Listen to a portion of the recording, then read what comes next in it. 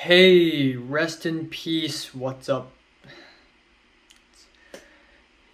It was a sad day yesterday. It was truly a sad day. It's the Culture Detective here investigating your favorite albums, songs, and movies. And today I'm going to be doing a video on the best songs, albums, and movies of the year so far. Because today is July 1st. And you know what that means? That means the year has already reached its halfway point. So as per tradition, I'm going to be talking about my favorite songs, albums, animes, and movies of the year so far. And I'm also going to talk about the worst songs and albums a little bit, but mostly the good ones because I'm trying to remain positive today. So starting off, I would like to talk about 35 songs that I think are good enough to end up in my best songs of the year list at the end of this year. So starting off, we have Polyphia's Playing God, we have JID's Surround Sound featuring 21 Savage and Baby Tate, Boris's new track She Is Burning, Wormrot with a new track Behind Closed Doors, and Korean artist Bird's Eye Batang with Ripplippling. At number 30, we have Ibibio Sound Machine's very catchy Afro-punk track 171819. Then we have Quelle Chris with the very personal Deathfame, Nanoray with the incredibly catchy and bouncy 1,000,001 MOLA, and then we have Asian Glow and Weatherday's Center. Next up, we have the new Joji track, Glimpse of Us. Joji has returned once again after a long time with a tear-jerking ballad. Then we have the Weeknd with Out of Time, a true 80s throwback jam. Then we have, whenever I listen to this track, I just feel like a little girl dancing in my fancy, colorful bedroom. This is YUKIKA and Jeong, Moonset. Next up, we have Charlotte Adigéry and Bolis Pupul with Ceci n'est pas un cliché, which is a dancey, groovy banger. Then we have all the way from Kyoto, Japan, O to bo ke bi with George and Janice. This song is like 49 seconds long, but it is one of the noisiest the band has ever put out. And then we have King Gizzard and the Lizard Wizard's very jazzy and laid back Kepler 22B at number 20. And at number 19, even though I don't think the OP is absolutely fantastic, but this song itself is actually really good. And this is a Zankyou Sanka by Amy, which is the opening theme song for the latest Demon Slayer Season 2. And it is just pure hype in musical format. What can I say? This song just hypes me up. Then at number 18, we have the new gospel track, Dear Ghost. Speaking of noisy, angry, passionate rock music, this one is definitely up there. The climbing, progressive riffs, the performances, it's just visceral, and I really love it. Then we have the Giga Chad of Japan. Fujii Kaze with Matsuri, which is very catchy. That's undeniable. Next up, we have the new Moist Critical. Alex G, aka formerly Sandy Alex G, with the track Runner.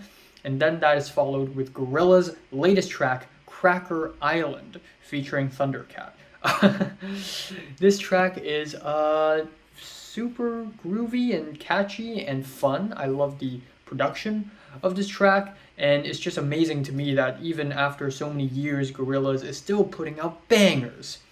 Then we have also from Japan, Chelmiko with Ola, where both MC Rachel and MC Mamiko rap off of this tropical Latin flavored beat with so much energy and charisma, and the music video slaps kind of hard. Then at number 13, we have 1-800 Pain with Forbes List, the explosive, dank, deep fried album opener to their latest album, robbing everyone on the Forbes list. I'm gorgeous. This thing is just unhinged, and it's like Death Grips, but even more Gen Z, I guess. Then at 12, we have Denzel Curry's latest track, Walkin', which is a really solid track, great pen game, great production. And at number 11, wow. I did not expect to put this song in here, but it is Utada Hikaru with Somewhere Near Marseille.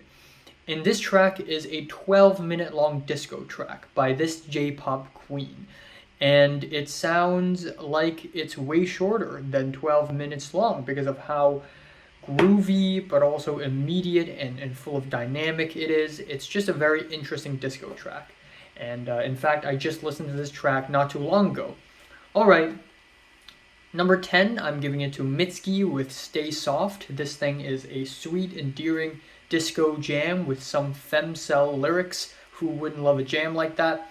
And number 9, we have Black Country New Road with their album opener Chaos Space Marine, which opens off almost like a rock opera with so much anticipation and anxiety and the pianos and the horns. It just all comes together like in a very operatic way.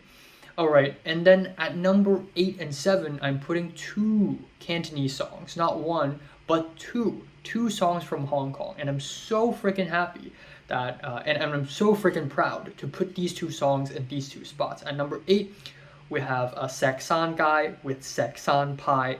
Rock Hill Street is the English name of this newly formed synth pop canto pop duo, and this track is my favorite from them so far.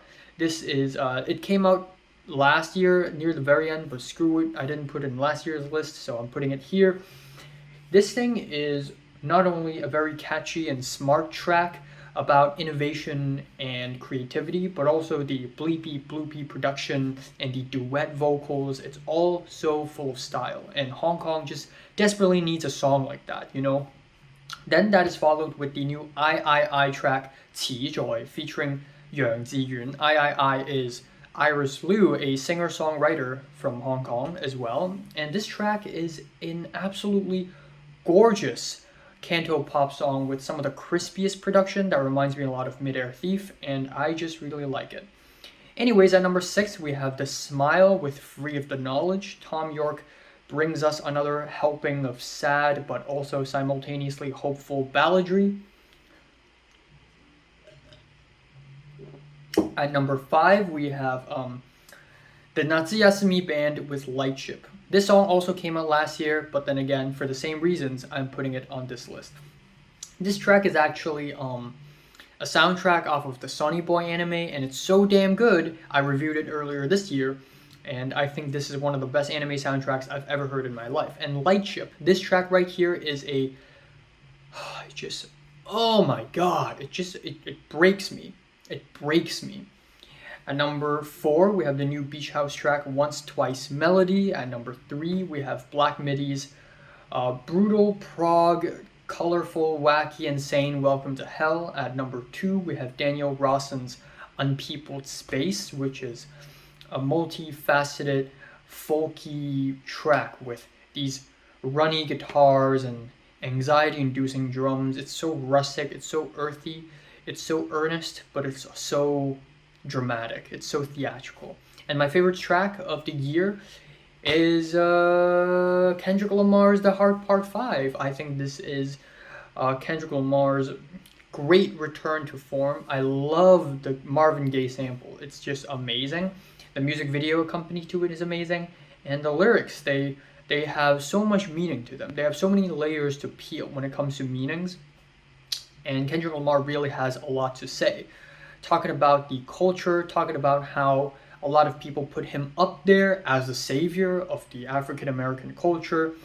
And it is just a really powerful track and an amazing opener for the latest album cycle that Kendrick Lamar put out. In fact, I think The Heart Part 5 is better than any singles off of Mr. Morale. Don't get me wrong, Mr. Morale is a great album, but The Heart Part 5 is just the best of the year so far, in my opinion. Alright, I'm not going to talk too much about the worst songs of the year. I mean, there are a lot of bad tracks this year. The new Eminem and Snoop Dogg NFT song is kind of shit. Drake has some terrible songs. Machine Gun Kelly has some terrible songs. The new Charlie Puth song featuring Jungkook is not very good. Tom McDonald's The System, the Chainsmokers' attempt in ballad with In Too Deep is kind of cringe. But the worst song of the year, in my opinion, is Razzle Khan's Crocodile of Wall Street. This has got to be one of the most cringe-worthy pieces of music I've ever come across in my life. Imagine rapping about cryptocurrency and period. Imagine rapping about cryptocurrency, period. That is the level of cringe. Don't even watch the music video, because if you watch it, you may have to bleach your eyes. Alright, now we're going to talk about my favorite albums of the year so far. I'm going to do a top 40, perhaps? Yeah, I'm going to do a top 40 favorite albums of the year. Starting off, we have Cult of Luna with The Long Road North, and then The Weeknd with Dawn FM. Undeath with It's Time to Rise from the Grave, and then it's Pup with the Unraveling of Pup the Band. Benny the Butcher with Tana Talk 4. Everything with Raw Data Feel. Cities Aviv with Man Plays the Horn. Jack White with Fear of the Dawn. Yamashita Tatsuro with Softly, and Pusha T's It's Almost Dry. At number 30, we have from Brazil, Sonhos Tomam Conta with the emo shoegazy maladaptive Daydreaming. At 29, we have the new FKA Twigs mixtape, Capri Songs. And at 28, it is Nanaray's Digi Maiden with the video game soundtrack-esque music. And at 27, it is Jer with Bothered Unbothered. At 26, it is from Armenia, now based in the US, Tigran Hamasyan's Stand Art. And then from Germany, we have OG Chemo's Man Beist Hand. The producer of this album gave me a shout out on his Instagram. Insane, I know. Then we have from South Korea, 새눈바탕 or Bird's Eye Batang with Flood Format, aka Midair Thief's new ambient album. Then we have also from South Korea, Asian Glow's Stalled Flutes Means. And then from Sweden, we have Blade and Echo 2K's Crest with the Cloud rap and the Drain rap. And then it's Earl Sweatshirt with Sick. And then at number 20, we have the new Krallis album, Crystalline Exhaustion. At 19, it is Conway the Machine with God Don't Make Mistakes. At number 18, it is Utada Hikaru with Bad Mode. Easily one of the most inventive J-pop albums I've heard in a long time, if not all time. I don't know. And then at 17, it is Spiritualized with Everything Was Beautiful. And at 16 is My Dream Fever with Rough and Beautiful Place. This time, it is Paranol who's coming out with an ambient album. And at 15, it is Foxtails with Fawn with the grudgy, punky rock music. And at 14, it is Charlotte Adigéry and Bolis Pupul with Topical Dancer. At 13, it is Beach House's new 4-chapter epic dream pop album, Once Twice Melody. At 12, it is the new Kendrick Lamar album, Mr. Morale and the Big Steppers. And at 11, it is Billy Woods with the very heavy abstract rap track album, Aethiopes. Okay, top 10 album of the year so far. At number 10, it is 1-800-PAIN with Their Money is Your Money. Your money. Yes, you. This thing is, again, it's like Death Grips, but even more Gen Z. It is wild, unhinged, wacky, noisy, pure chaos. And if you're into Death Grips, if you're into JPEG Mafia, this album is for you. At number 9, we have one of the most solid rap albums of the year so far, and that is the new Denzel Curry, Melt Your Eyes, See Your Future.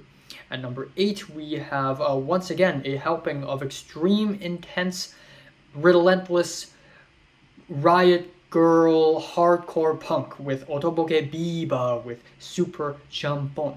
And then we have folky Mexican music with Silvana Estrada with Marchita.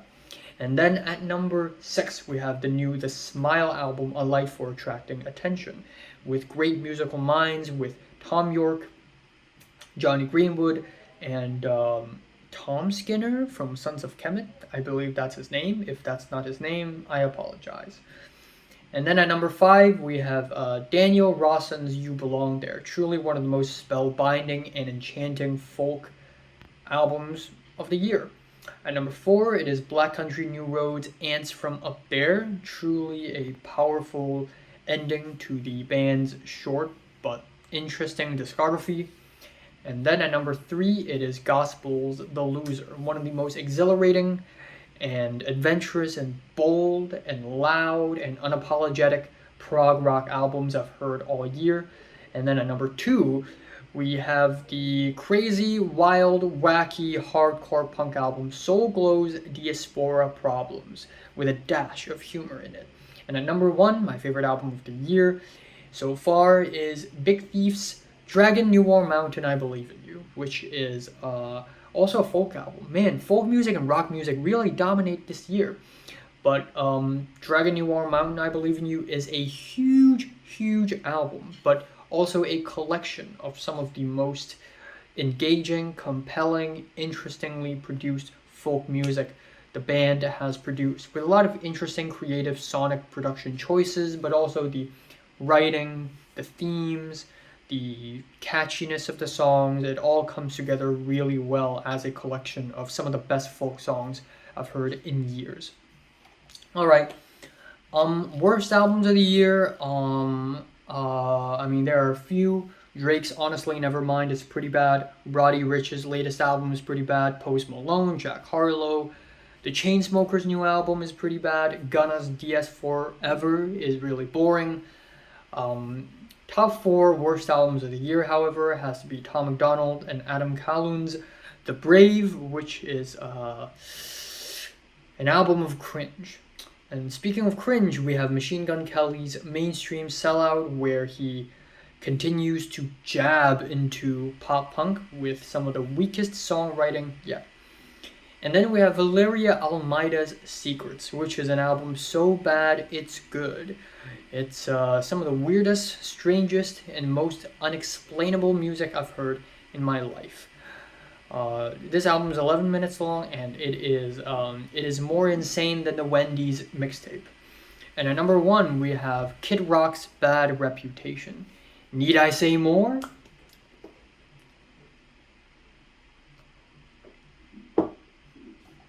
Man, my mouth hurts. Ugh. Alright, let's talk about my favorite animes of the year so far. Now, I haven't seen all the animes this year, obviously. And there are animes that came out that I thought would end up in the list, but I haven't put them in the list yet because I haven't watched them. Animes like Spy Family, Kaguya-sama Love is War Season 3, and Komi-san Komusho Des Part 2, which I don't expect to end up on this list, but there's a chance, who knows. But anyways, my 4 favorite animes of the year so far is My Dress Up Darling, which is an endearing, lovely slice of life rom-com that I think is way more solid and well written than I thought it would be. And then we have JoJo's Bizarre Adventures, first 12 episodes of Stone Ocean. Even though it didn't start off very strong, I think the rest of this 12 episode run is really solid, and it made me fall in love with JoJo all over again with all its bizarreness and its wackiness. And then we have Demon Slayer Season 2, which I think is leagues better than Season 1. Way more solid, the action is amazing, and the animation is even more beautiful. UFO Table does not stop. And my favorite anime of the year so far is Attack on Titan, the final season, part 2. Which is kind of funny because last year, on July 1st, my favorite anime so far is also Attack on Titan, the final season, part 1. Except at the end of the year, it was bested by Sonny Boy. So who knows? Who knows if Attack on Titan would be bested by another anime by the end of this year. But I highly doubt it, because Attack on Titan, the final season, part 2 is truly amazing. I thought it would start to go bad, but no, it's still amazing. It's still amazing, and I actually like it even more than final season part 1. The flashbacks, the memory sequences, the battle sequences, the fights, they're all super exhilarating. There are 12 episodes in this thing, but every single episode, every single minute, every single second put me on the edge of my seat. The characters, the plot development, every single instance is just amazing. It's just amazing, and it just goes to show how amazing of a writer Isayama Hajime is. Maybe part 3 is gonna suck, but for now, part 2 is amazing. So let's just leave it at that. I haven't watched tons of TV shows this year. I haven't watched The Boys or Barry, but 2 TV shows I'd like to mention is Stranger Things Season 4 Volume 1 and Better Call Saul Season 6 Part 1. And I know these 2 seasons will end on a finale later this year. In fact, I believe Stranger Things Season 4 Volume 2 is already out. So I'll be catching up on that. Alright, movies of the year. I'm gonna name 7 movies that I think are good enough to end up in the year-end list. Starting off, we have the A24 artsy, slow-paced, futuristic, brainy drama that is After Yang by Kogonada with great cinematography, nice writing. It's nothing all that groundbreaking, but it is a really good one. And then we have Jujutsu Kaisen 0. This is the movie that is the prequel to Jujutsu Kaisen. And even though I prefer Jujutsu Kaisen, the anime series, over this movie, I still think the humor is amazing. I love the humor. It's funny as hell. And the fights are entertaining. They are. And also, this is the first time I've ever watched a movie in the cinemas alone in the USA. So that's that. And then we have The Batman, which is surprisingly artsy and tasteful and beautifully shot. And I just love this new, seriously heavy emo take on Batman. And then we have Top Gun Maverick, which is an amazing blockbuster. It's so much fun. It slaps hard. And it's been a while since I've truly enjoyed a blockbuster, a Hollywood blockbuster. And not only any Hollywood blockbuster, but an American propaganda at that. I like the last act. It's really great. Next up, we have The Northman, which is the new Robert Eggers movie, the Viking drama, history, thriller, violent movie, The Northman. And while Robert Eggers does lose some of his style, maybe a little bit, because this is a more big budget movie and this isn't A24, but it's still really good. I still really like the movie overall. It's definitely a little better than I thought it is, and it's just a slightly more artsy take on the Viking drama genre, which I really love. At number 2, now this is a very personal pick for me because A, I'm a Hong Konger, so I'm going to be biased. B, I've been dying to watch this movie for over a whole year. And the fact that I'm able to watch it in LA is an honor. I feel so happy. I feel so blessed that I'm able to watch this. But this is the documentary that is Revolution of Our Times, the 2.5-hour long epic documentary about the anti-government, anti-extradition bill, anti-police protests that happened in Hong Kong in 2019, which I am proudly a part of as well. And this movie is banned in Hong Kong and China, so you can't watch it. And the chances of this movie being on streaming services is really low. The chances of this movie being distributed via Blu-ray or DVD is really low. If you can watch it, please watch it. Please support the people behind this documentary because they are literally risking their lives. Kiwi Chow, the director who made this, I know Kiwi Chow sounds like a stupid name, but you know, he's risking his life making this documentary. So if you can support this documentary, please do. Alright, favorite movie of the year, I think everybody knows what it is. It is Everything Everywhere All at Once by the Daniels, aka Daniel Kwan and Daniel Scheinert. This is easily one of the boldest, most creative, and most original movies I've ever watched. I watched it in the big screen in AMC with a full house of audience, and it is a blast. It is an amazing experience. I laughed, I cried, and I felt enlightened. This movie is life-changing. This is like as life-changing as Yi Yi or Sunny Boy, and this is as creative as Eternal Sunshine of the Spotless Mind. This is honestly a really entertaining movie from front to back, and this movie is a jack of all trades. If you like comedy, if you like martial arts, if you like action, if you like wacky, insane, quirky-ass movies, you're gonna love this one. And if you're a mainstream moviegoer, you're gonna like this one. If you like artsy indie stuff, you're gonna like this one as well. This movie is just filled to the brim with passion and creativity, and I love this a lot. Worst movie of the year, I honestly haven't seen any bad movies in the year so far. The worst movie that came out this year that I've seen is Turning Red, but that's not even that bad. I will be watching some bad movies if I can. Morbius, Senior Year, Tall Girl 2, and 365 Days a sequel, because why not? Everything needs a sequel. Tall Girl needs a sequel. Too Tall, Too Girl. Ugh. And Morbius, it's simultaneously the best and the worst movie of the year. So there's that. So, what are your favorite movies and songs and albums of the year so far? Comments below, let me know, and thanks for watching, and subscribe if you want more, and rest in peace to Technoblade, one of my favorite YouTubers ever. He is one of the reasons why I started this YouTube channel, actually. He and Captain Sparkles. The news that he passed away yesterday basically ruined my day yesterday, so